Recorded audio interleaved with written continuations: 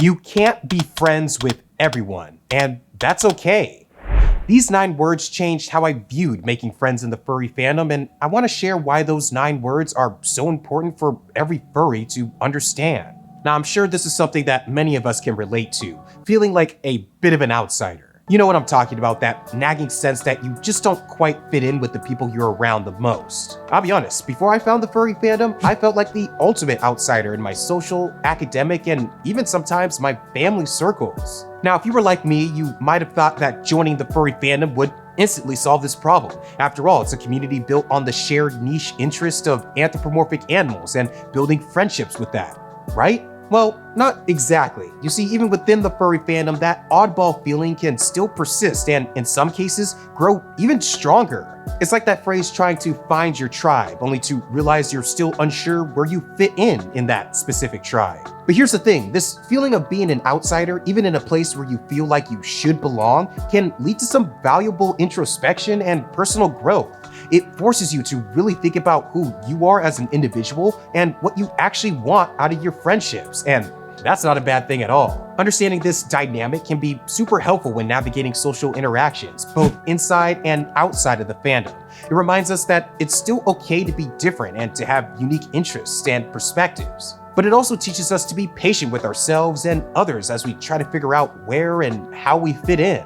And that's what I want to talk about today, this journey of figuring out how we fit in and make friends in the furry fandom. A journey that is not going to result in befriending absolutely everyone you meet in this community. And I want to talk about it because I think a lot of new furries in this fandom think that if they join a community like this and don't immediately hit it off with everyone instantly, they think they're doing something wrong and might not feel like they're the right fit for the fandom at all, which in most cases couldn't be further from the truth. You gotta remember, the furry community is full of people who have felt out of place at some point in their lives. It's part of what brings us all together. So when you're at a convention or chatting online and you start to feel that familiar sense of being the odd one out, remember this, you're in good company. Chances are the person or people you're trying to talk to have also felt the same way at some point. In the end, embracing your unique qualities and finding others who appreciate them is what the furry fandom is all about. It's not about fitting in perfectly with everyone you meet. In a community this big, it's really about finding your own place and connecting with those who get you. And it's when that happens, when those connections are made, that is when the fandom really becomes something truly special. Let me explain. Let's start with this idea that I like to refer to as the friendship illusion. When I first joined the fandom, I was like a kitty in a candy store. I thought I'd make instant friends with everyone I met, just like everyone else seemed to be doing. But man, was I in for a surprise. It's funny, I got a real reality check at the first con that I ever went to. Picture this, me at my first furry convention, bouncing up to every cool fursuiter I saw. Hey, I love your suit. Want to hang out later? I'd say stuff like that all the time, expected to hear, yeah, sure, when are you free? And form some kind of instant connection. But seriously, every single time that I did that, I would get a polite thanks, but no thanks, and they'd move on. And this trend for me wasn't just at conventions. I'd spend hours scrolling through furry profiles online, sending messages like, hey, I see you like big cats. Me too. Let's chat. And most of the time, it was crickets. And I'm sure a lot of you watching who are new to this community can really relate to this. This experience is super common for newer furries. With such a big fandom, it's easy to really feel lost in the crowd. In fact, you pretty much start out that way. You start to realize that despite all of your efforts, you can't be friends with everyone. And it's pretty disappointing at first, but after a while, you also realize that it's kind of freeing. And here's why. All right, let me introduce you to another thing that I like to call the friendship pressure cooker. Remember how, let's say in like middle school, there was this unspoken rule that to fit in, you had to be friends with as many people as possible in your class? Well, sometimes the furry fandom can feel a lot like that too. I remember when I first joined the fandom, I felt this intense pressure that if I was going to fit in here, I had to try and befriend almost every furry that I met. It was like being back at the school cafeteria trying to figure out which lunch table I should try and join today. Except this time, instead of cliques being based on sports or what silly bands you had, remember those? It was all about species and fandoms within fandoms. I remember this one time at one of the first furry conventions that I went to, I decided to niche down and try to make friends with every single feline furry I could find. I mean, I'm a cat, they're cats, that should be a pretty easy win, right? So I went to the cat furry meetup at the con, trying to start up conversations left and right. I'd say stuff like, hey, you're a tiger, I'm a panther. Want to talk about how dumb canines are? Thinking I was being clever. But that smile was quickly wiped off of my face after getting polite nods or awkward laughs most of the time. One person even asked why I was trying so hard to be funny, and that one stung, I'll be honest. Things didn't really get all that much better when trying this online either. I joined as many cat-themed group chats that I could find online and jumped into conversations, trying to force connections way too fast. I don't always like using this word and try not to use it too lightly, but looking back, I cringe at how desperate I must have seemed. But I also don't blame myself for feeling like I had to make friends this way. The thing is, the pressure to make friends with people doesn't just magically disappear when we grow up. In fact, it can feel even more intense in adulthood, especially in a community like the furry fandom, where we're all supposed to share this big common interest. But here's the kicker: the environment for making friends as an adult isn't nearly as structured as it was in, let's say, school, for example. There's no assigned seating, there's no group projects forcing us to interact. We have to navigate this sea of potential friendships on our own, and that can be pretty overwhelming. And the worst part is, all of this pressure cooking up can lead to some serious feelings of insecurity and awkwardness. You start questioning yourself. Is it me? Why doesn't everyone want to be my friend? Am I not furry enough? Should I change my persona to be more likable? It's exhausting, and honestly, it could take a lot of the fun out of being in this fandom. But after a lot of trial and error, here's the freeing truth that I eventually learned.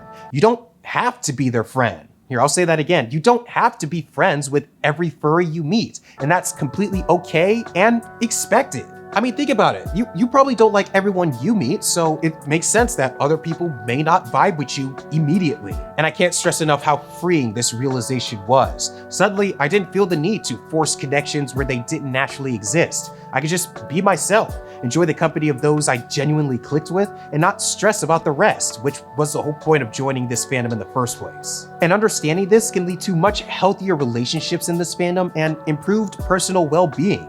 When you're not constantly trying to please everyone or fit into every social circle, you can focus on nurturing the friendships that truly matter to you. Now, you might think that starts with really leaning into those people you do interact with and think you get along with. But interestingly enough, at least in my experience, it's actually the opposite idea that helps with this realization.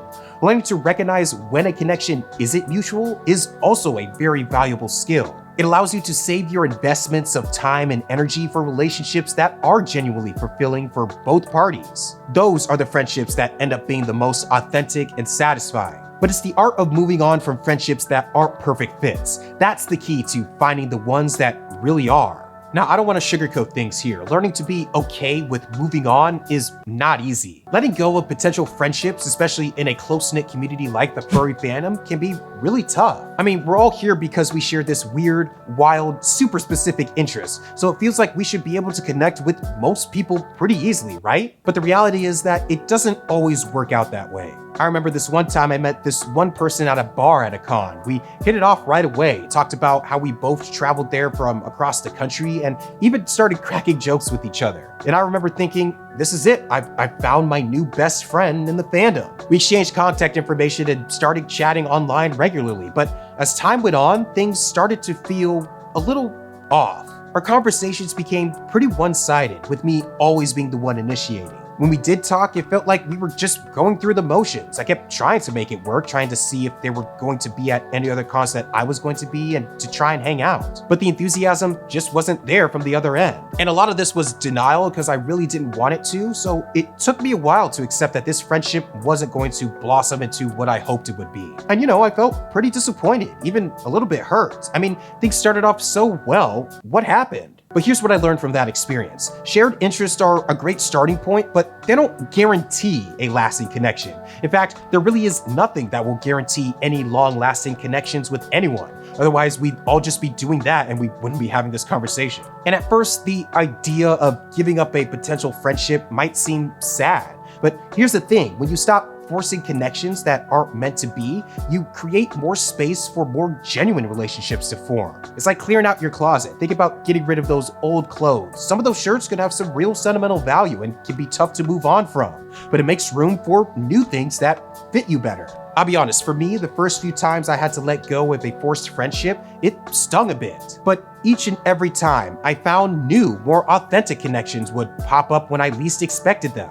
It's like the fandom has this way of bringing the right people into your life when you're open for it. Now, this is where things get really important that I don't want to forget to mention. Even when we realize a friendship isn't going to work out, it's still crucial to treat others with respect and kindness. Just because someone doesn't become your bestie doesn't mean that they deserve any less courtesy. Because at the end of the day, we're still part of the furry fandom, this big, colorful family. And like any family, we don't have to like everyone, but we should strive to treat everyone with love and respect. And again, it's that idea that you don't have to like everyone because not everyone is going to like you that really helps relieve a lot of that pressure of trying to force friendships in this fandom. Speaking of which, we've been talking about the challenges of making friends in the furry fandom. Let's look on the flip side. The incredible advantage this community gives us when it comes to forming meaningful connections. If you think about it, the furry fandom is like this massive playground for friendships. It's a unique space where people from all walks of life come together over a shared interest. I mean, think about it. Imagine the last time you were at a normie party. You'll strike up a conversation with someone, but there's still a slim chance that you'll discover a shared interest that could spark a friendship. In contrast, picture yourself at a furry convention or even a meeting online. Before you even start talking, you already know that you have at least one major thing in common with everyone there. It's like the fandom gives you a head start when looking for friends. This advantage always hits home for me when I think about my current friends in the fandom, because despite the wide range of people I've gotten to know after, again, a lot of trial and error, the roots of how we all started becoming really good friends are all pretty similar. In particular, a big indicator that I knew these friendships were going to stick was how quickly we moved from surface level chat to deeper topics even after when we first met. We talked about our experiences of feeling like outsiders, our dreams and futures for ourselves and the fandom as a whole, and even our fears and a little bit of our insecurities. Having that shared baseline of the furry fandom allowed us to bypass the usual small talk and dive right into the good stuff, the stuff that actually brings friends together. And because we had this strong common ground, it was easy to stay in touch. In each of these cases with friends, we started hanging out regularly, both at furry events and just in everyday life if they were local. Now, I'm not here to try to say that every interaction in the fandom will lead to a friendship like this. Remember, this whole thesis of this video is that you won't click with everyone, and that's okay. But what I am saying is that the furry fandom creates an environment where these kinds of connections can flourish a lot more easily than other places in real life. You can think of it like this: the furry fandom provides fertile soil for friendships to grow. The shared passion for furry culture isn't just a conversation starter, it's a foundation for understanding each other. When you're talking to another furry, you're not just sharing interests, you're sharing a part of your identity. That creates a whole different level of openness and acceptance that's hard to find elsewhere. This welcoming environment does more than just make it easier to start conversations. It encourages people to be themselves and to express their creativity and identity without the fear of judgment. And when people feel free to be their authentic selves, that's when the deepest and most meaningful connections start to form. All right, let's wrap this up. The point I'm trying to make in this video is that it's totally okay to not be friends with every furry you meet. In fact, accepting this can lead to more genuine connections because the pressure to try and make it work by any means necessary just isn't there. Think quality over quantity, both in the fandom and even outside of it. You know, I've learned that the best friendships often come when you're not trying so hard. They sneak up on you when you're just trying to be yourself. So don't stress about befriending everyone. Focus on the connections that feel natural and bring out the best in you. Because in this fandom, after enough trial and error, you will find your people. And when you do, that's when this fandom goes from being a community to really feeling like a family. All right, that's it for this one. Thank you for watching. I know it was a little different from how I usually make videos on here, but I wanted to at least give it a try. So if you have any comments on it, feel free to let me know down below. Like the video if you found it useful, and either way, I'll catch you all in the next one. But until then, stay wild out there. Peace.